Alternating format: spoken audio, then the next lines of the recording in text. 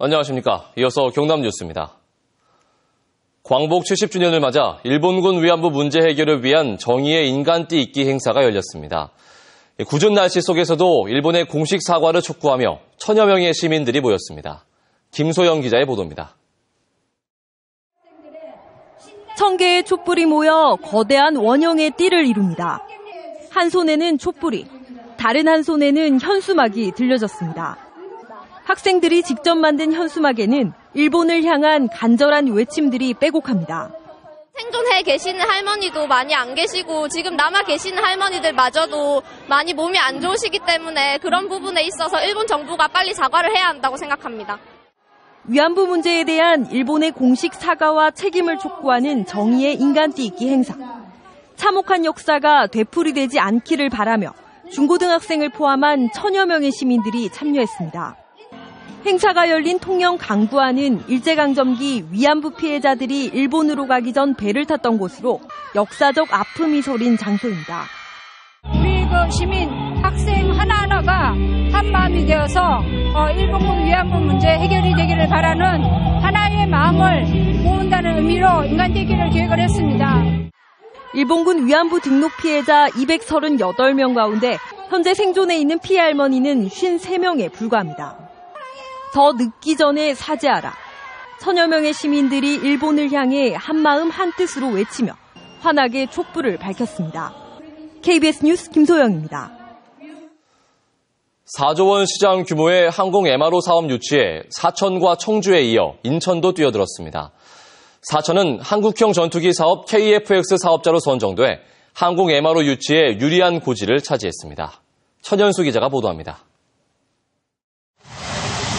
18조 2,700억 원을 투자하는 한국형 전투기 KF-X 사업, F4와 F5 등 노후 전투기 120대를 교체하는 건국 이래 최대 군수 산업입니다.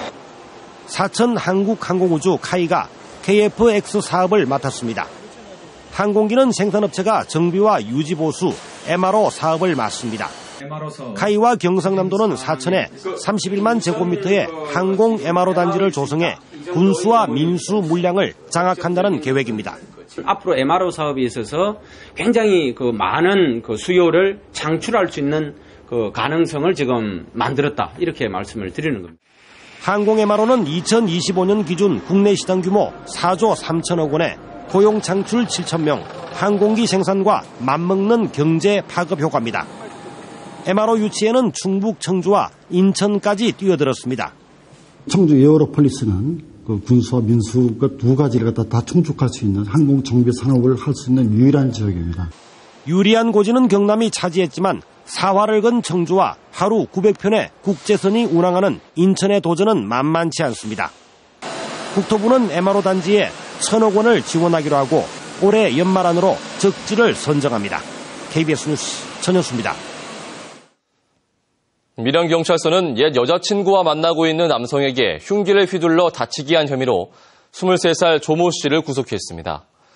조 씨는 지난 2일 오후 밀양시 무안면의 한 초등학교 인근에서 26살 김모 씨에게 미리 준비한 흉기를 휘둘러 얼굴을 다치게 한 혐의를 받고 있습니다. 경찰 조사에서 조 씨는 김 씨가 자신의 옛 여자친구와 함께 있는 사진과 글을 SNS에 올리자 화가 나 범행을 저질렀다고 진술했습니다. 2020년 하계올림픽이 일본 도쿄에서 열리는 사실 알고 계실 겁니다. 이 도쿄올림픽을 부산, 울산, 경남이 잘 활용하면 지지부진한 동남권 상생 협력을 활성화하는 획기적인 전기가 될 것이라는 의견이 제시되고 있습니다. 그 이유를 이철재 기자가 취재했습니다. 지난 2008년 베이징 올림픽. 당시 우리나라 전역에는 모두 40여 개 나라 1,500여 명의 해외 선수단이 전지훈련 캠프를 차렸습니다. 지리적으로 가까웠기 때문인데 당시 전지훈련 시설로만 200억 원의 돈을 벌어들였습니다. 2020년 도쿄올림픽에서도 상황은 비슷할 전망입니다. 특히 부산, 울산, 경남은 일본과 지리적으로 가까운 데다 기후 조건이 비슷하고 비용 부담도 상대적으로 덜하기 때문에 베이징 올림픽 때보다 외국 선수단의 전주의 훈련지로 더 각광을 받을 수 있다는 분석이 나오고 있습니다. 20여 개의 천년잔디구장, 그리고 농구, 배구, 수영 할 수 있는 스포츠 인프라가 잘 돼 있습니다. 도쿄올림픽 베이스 캠프로서 적정하다고 그래 봅니다. 특히 부산, 울산, 경남이 경쟁력 있는 전지훈련 시설을 해외에 공동 마케팅한다면 효과는 배가 될 것으로 기대됩니다. 동남권의 전지훈련 시설과 함께 관광이 연계된다면 숙박과 유통 등 관광업계 전반이 동반 특수를 누릴 수 있습니다. 맞춤형 공동 관광상품을 개발해 도쿄올림픽 특수를 잡을 수 있다면 올림픽 유치만큼이나 큰 성과를 거둘 수 있다고 봅니다. 전문가들은 부울경이 지금부터 준비를 서둘러 도쿄올림픽 특수를 선점해야 한다고 조언합니다. 아울러 이런 실질적인 협력 과정과 성과가 실현되면 2028년 올림픽 공동 유치를 추진하는 데도 도움이 될 것이란 의견이 제시되고 있습니다. KBS 뉴스 이철재입니다.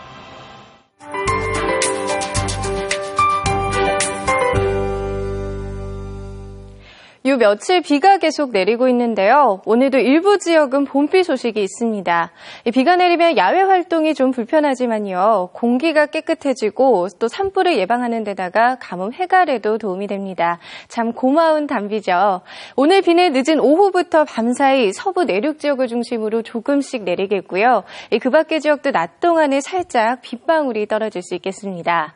현재 위성 영상 보시면 우리 지역 대체로 흐린 날씨 보이고 있고요. 진주와 거창 등 일부 지역을 중심으로는 옅은 안개가 끼어 있습니다. 오늘 동쪽 지역 종일 흐린 날씨가 이어지고요. 양산과 고성, 통영과 거제에서는 바람이 약간 강하게 불겠습니다. 오늘도 다소 쌀쌀한 날씨가 이어집니다. 지금 아침 기온 창원이 10.3도로 출발하며 어제보다 조금 낮게 시작하고 있는데요. 한낮 기온도 창원 12도, 통영 11도 등으로 어제와 비슷하거나 조금 낮겠습니다. 서부 지역입니다. 남해에서 바람이 약간 강하게 불겠고요. 그 밖에 모든 지역에서 늦은 오후부터 가끔 비가 내리겠습니다. 현재 거창의 경우 아침 기온 5.2도 등으로 평년 기온을 살짝 웃돌고 있는데요. 한낮 기온 13도 안팎으로 평년보다 4도에서 7도가량 낮겠습니다. 오늘 해상에서는 물결이 최고 4m까지 먼바다를 중심으로 오후에 점차 높아지겠습니다. 내일도 새벽 한때 서부 내륙에서는 빗방울이 살짝 떨어지겠고요. 다소 쌀쌀한 날씨가 이어집니다. 주말쯤 기온이 좀 오르겠습니다. 기상연구였습니다. 다음은 경남 경제계의 다양한 소식 알아보는 경제네트워크입니다. 한국여성경제인협회 경남지회가 오는 15일부터 차례로 진주와 김해, 창원에서 도민대상 무료 창업교육을 합니다. LG전자가 미국 환경보호청이 주관하는 2015년 에너지스타 어워드에서 2년 연속 최고상을 수상했습니다. 경남은행이 진주혁신도시 한국토지주택공사 본사 신사옥에 LH지점을 개점했습니다. 한국농수산식품유통공사 경남본부가 오는 21일까지 2015 농산물 직거래 콘테스트 사업자를 공모합니다. 보건복지부가 경상남도의 서민자녀 교육지원 사업에 대해 절차 준수를 요청했습니다. 보건복지부는 최근 경상남도에 공문을 보내 서민자녀 교육지원 사업은 현재 협의 중에 있으며 사회보장제도를 신설할 경우 보건복지부 장관과 협의하도록 한 관련 절차를 준수해달라고 요청했습니다. 한편 경상남도는 보건복지부와의 협의가 끝나기도 전에 관련 조례를 공포하고 사업 시행에 들어갔습니다. 지난해 창원 지역 상장사들의 매출액과 영업이익이 대폭 하락했습니다. 창원 상의회 분석 결과 창원 지역 20개 유가증권 상장사의 지난해 매출액과 영업이익은 전년 대비 각각 2.2%, 38.7% 감소했습니다.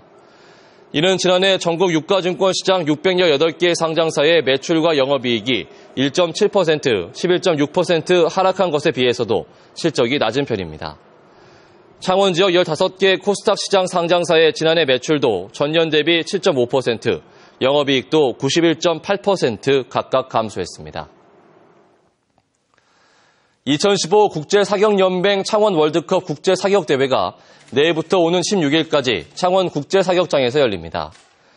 이번 대회는 올해 소총, 권총 종목에 실시되는 국제사격연맹의 첫 월드컵 대회로 2016년 리우데자네이루 올림픽 쿼터 20넉장이 걸려 있습니다.